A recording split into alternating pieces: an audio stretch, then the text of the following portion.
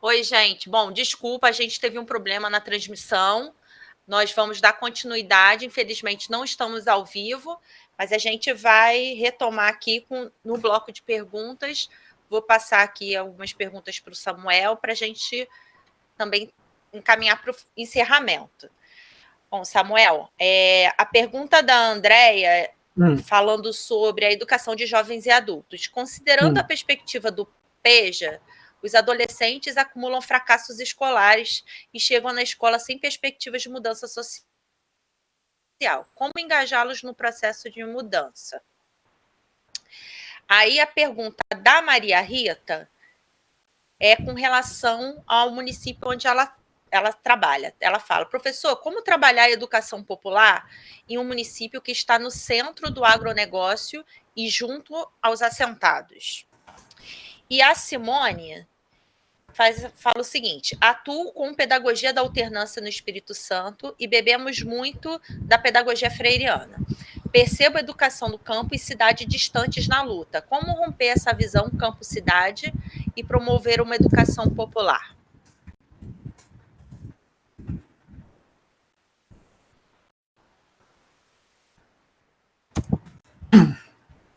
Tá. Posso, né? Fica à vontade. Bom, em relação a tanto a pergunta da Andréia quanto da Maria Rita, eu vou colocá-las em uma resposta só. Bom, tanto a questão da EJA quanto vamos começar pela questão da EJA, então, e eu vou fazer um grande link com a pergunta da Maria Rita. Em relação à pergunta da Andréia, que trata da questão da EJA, como engajar os jovens, né? Como que a gente pode pensar? Bom, a gente tem que sempre partir da questão da visão fatalista de mundo e das contradições sociais. Não adianta nada eu chegar na aula e dizer, gente, vamos discutir fotossíntese, vamos discutir as leis de Newton. E aí, o que tem a ver com isso? Eles estão passando por outros perrengues lá que a gente não sabe nem o que é, né? Então, aí a questão da gente problematizar. E a seleção dos conteúdos, ela vai estar atrelada a essas contradições sociais que cabe ao professor identificar, né? Em relação a Maria Rita, a questão do agronegócio junto aos assentados, olha a contradição aí. A gente tem uma área de agronegócio onde a gente tem os assentados que frequentam a escola. A gente já tem uma contradição espacial, territorial, social. Se a gente for entrar na geografia, a gente vai discutir várias perspectivas de contradições que a gente tem aí. Então é trabalhar com essa contradição. E aí? Por que você assentado está aqui enquanto o cara, a outra pessoa lá, tem milhões de hectares de terra? E aí? Olha só. Isso é uma contradição. Olha como que a gente pode trabalhar isso ligado ao processo de ensino-aprendizagem. Claro, não é só isso, mas a gente pode elencar os conteúdos a partir disso. Olha que interessante. Tanto na questão, se for na biologia, não sei, trabalhar com questão ambiental, questão do agrotóxico, olha quanta coisa que dá para a gente extrair dessas contradições que existem, né? Em relação à alternância cidade-campo, bom, essa questão dessa fragmentação que existe é uma coisa que vem sendo discutido na geografia agrária, nessa relação cidade-campo, e a gente tem que entender que o campo e a cidade eles estão extremamente interligados, sobretudo que a gente tem um processo de urbanização dentro do campo. Quando a gente vai pensar o quê? Olha, a modernização do campo ela está ligada a um processo de urbanização. Tanto que a gente sabe no estado do Mato Grosso que tem um exemplo, né? Que a gente tem, por exemplo, as pequenas cidades que foram construídas em função do agronegócio. Não é isso? Olha só como que essa relação ela não é tão separada assim. Mas trabalhar a questão da pedagogia da alternância nisso, como que a gente vai trabalhar? É pensar essa questão prática, né, ligada à concepção mais teórica. Isso que a gente pensa alternância. Lá no Timor, por exemplo, a gente tinha, ela não era uma alternância que era diferente dessa que a gente tem no Brasil. Era uma alternância, por exemplo, nos finais de semana a gente tinha as aulas teóricas e durante a semana eram realizadas as atividades práticas da escola. Olha que interessante. É diferente. Mas só que não tinha essa contradição entre cidade e campo. Pensando nessa questão da alternância, a gente pode tentar trabalhar com essa questão de que não necessariamente é uma contradição, ou é uma contradição e pensando trabalhar isso no ensino, no processo de ensino-aprendizagem. Da mesma forma que a gente vai trabalhar a questão dos assentados no agronegócio e trabalhar isso dentro da perspectiva do ensino. A seleção de conteúdos vai estar atrelada a isso. Tá. Com relação à contradição, você falou, o Roberto Eduardo tem uma dúvida com relação lá ao trabalho que vocês fizeram no Timor. Ele perguntou o seguinte: o diálogo ocorreu em língua portuguesa ou em teto? Tu não achas que a língua portuguesa também é a língua do colonizador e, portanto, não cumpre a função emancipatória da educação popular? Interessante. Bom, posso responder? Pode, vai daí, porque eu acho que tem um link. Certo. Bom, foi feito na língua teto, no meu caso.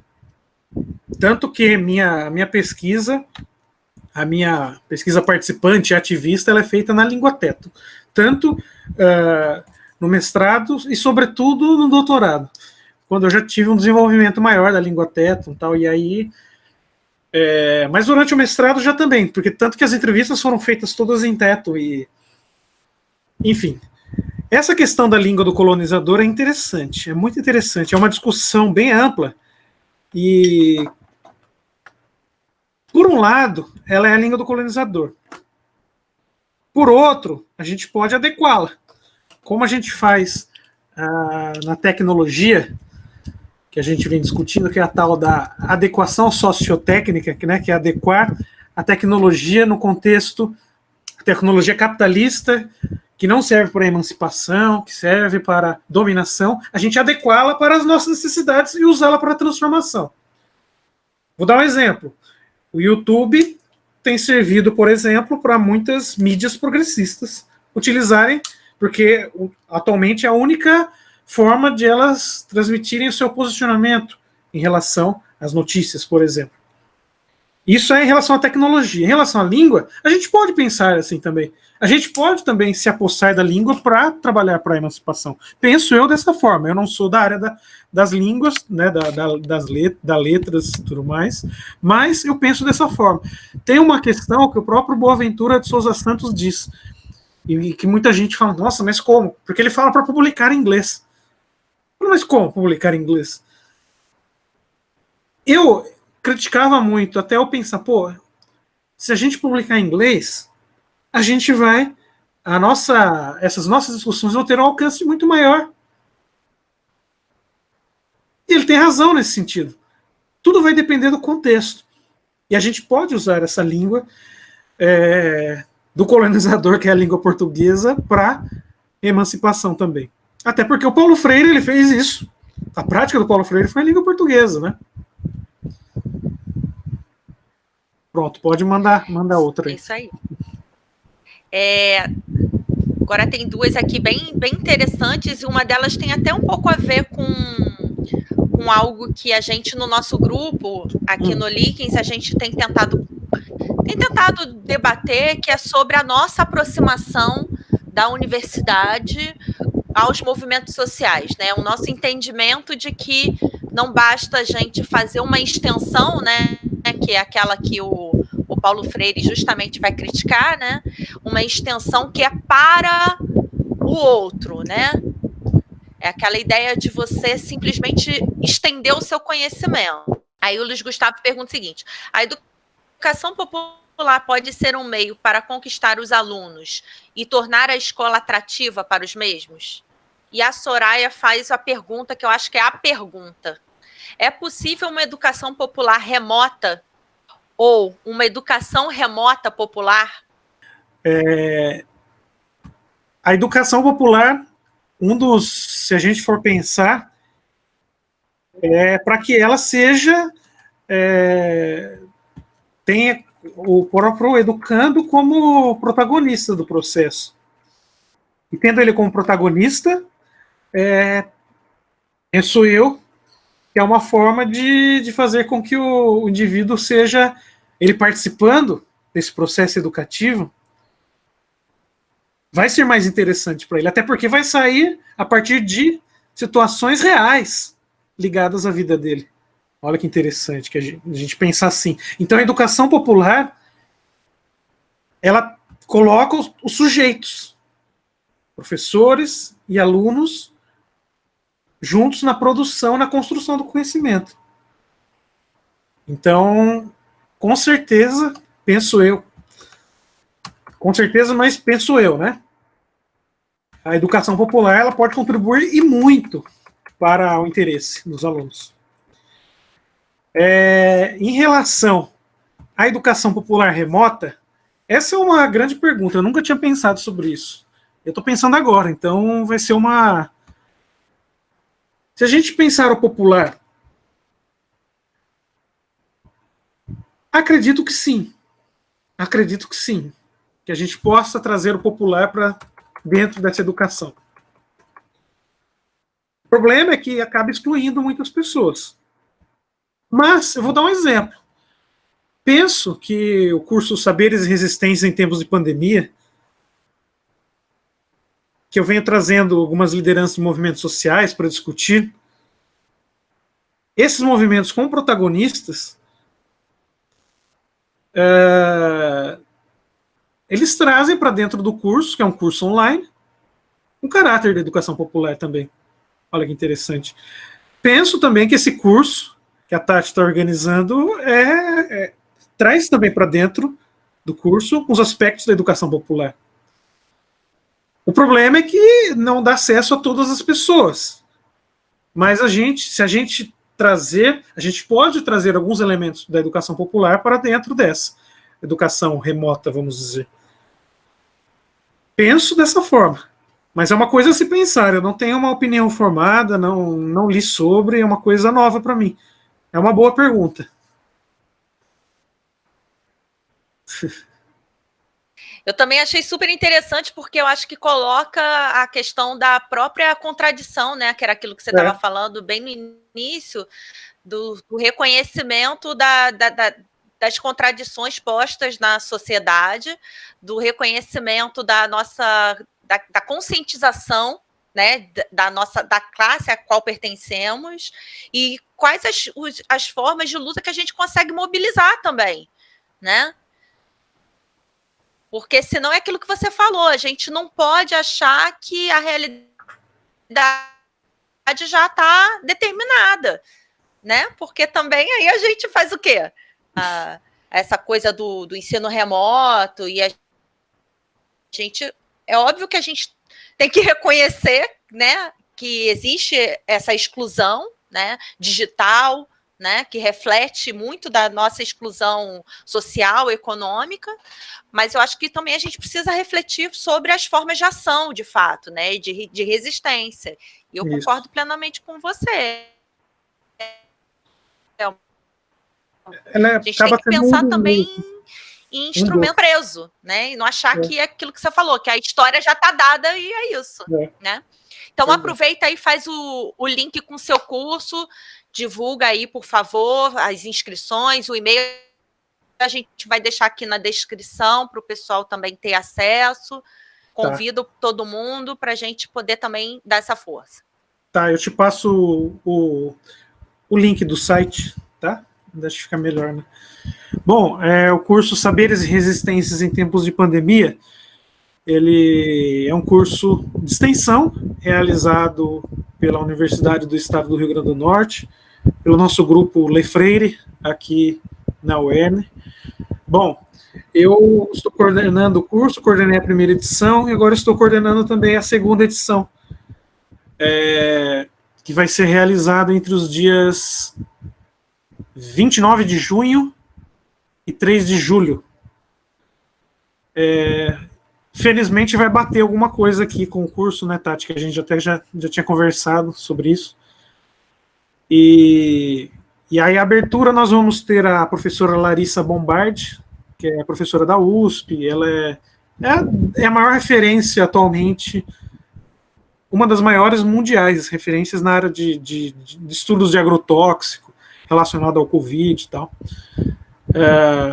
E o encerramento vai ser feito pelo professor Luiz Carlos de Freitas, no dia 3 de julho, que é professor da Unicamp, trabalha com os informadores, com a perspectiva lá, os informadores empresariais da educação e tudo mais. Também, e a gente vai ter outras discussões no meio também. É um curso bem intenso, porque ele tem aulas de manhã e à tarde, a não ser na segunda e na sexta, que vão ser só uma live a cada dia, né? Uma na segunda e uma na sexta, agora terça, quarta e quinta, são 2 lives. E daí a gente vai ter uma professora da Unilab, a gente vai ter professora da UFRN, do Brasil todo, na verdade, a gente sempre pensa em trabalhar isso. A gente vai ter a discussão sobre Paulo Freire também, o professor Alexandre, que é professor visitante, ele já é aposentado, e ele é professor visitante na UFES aqui, Mossoró, então ele trabalha com angicos, né, onde tem um dos primeiros trabalhos do Paulo Freire, e ele vai trazer alguns elementos para se pensar a questão das fake news e tudo mais hoje também, pensando no Paulo Freire. Bom, e é isso, eu passo o link depois. A gente vai ter um membro do MST, e vai ter uma liderança indígena também, que vai trabalhar sobre feminismos indígenas, a Thaís. Na outra edição a gente teve o Cacique Luiz, que eu citei aqui, ele participou, que inclusive eu consegui aprovar no meu campus aqui para que ele possa concorrer ao título de doutor honoris causa da universidade esse ano, e seria um ótimo gesto de resistência, né, tendo um cacique, e fora que ele é uma figura ímpar, uma figura incrível aqui na luta indígena do Brasil e questão ambiental e tudo mais. Enfim, então esse curso acaba trazendo esses links com as lideranças indígenas, vai ter do MST, vai ter o pessoal do movimento quilombola, que está no meio também, e a gente vai trazendo esse curso, trabalhando, e vai trazendo esses saberes populares para dentro do curso também, que eu acho que tem tudo a ver com a última pergunta que foi feita, né? Bom, é isso, depois eu vou deixar o link, então as inscrições vão dia 17, começou ontem, vai até o dia 24 de junho. E eu deixo o link com a Tati depois, tá? Tá ótimo. A gente vai deixar aqui na descrição a primeira edição do curso. Tá toda disponível no canal Saberes e Resistências. Eu assisti. Maravilhoso. Eu especialmente recomendo a da professora Bárbara Carini. Muito bom. Que para mim arrebentou, né? Maravilhosa. E tá tudo lá disponível. Quem quiser assistir, tiver interesse, tá aqui no canal do Saberes e Resistências no YouTube. Isso. Antes de eu encerrar, Samuel, deixa eu só passar um recadinho, então. Sim, claro. O formulário da presença, o link está aqui, gente, na descrição, vai ficar aberto aí por 48 horas para quem está assistindo depois, e também a gente teve esse probleminha aí na transmissão, né? Na próxima terça-feira, dia 23, a professora, a doutora Rafaela Bruno, da Fiocruz, vai estar com a gente. A Rafaela, ela vai falar sobre saúde pública, né? Vai ser uma discussão não apenas situada ao contexto, né, de pandemia que a gente está vivendo agora, a gente pensar um pouquinho as políticas públicas de saúde também juntos, né? A Rafaela, ela é bióloga. E, Samuel, no mais te agradecer imensamente por sua participação, por sua paciência aqui. Que bom que a gente tem essa intimidade, deu para a gente tocar numa boa. Te agradecer muito pelas reflexões, foi ótimo. Eu acho que para a gente pensar para além das nossas ações, né, que a gente chama de formais, também esses diálogos que a gente tem que começar muito tardiamente a estabelecer, né, com os movimentos sociais, com o campo de uma forma geral, né, com as periferias, né, como um todo. Então, te agradecer muito e se quiser falar mais uma coisinha, fica à vontade. Só agradecer mesmo, agradecer pelo convite. É uma honra estar aqui com vocês e muito obrigado pelo convite e pela... Muito bom, fico muito feliz de participar e poder contribuir. A gente que agradece demais. É Muito isso, obrigado. gente. Até terça-feira. Obrigada. Tchau. Tchau, tchau.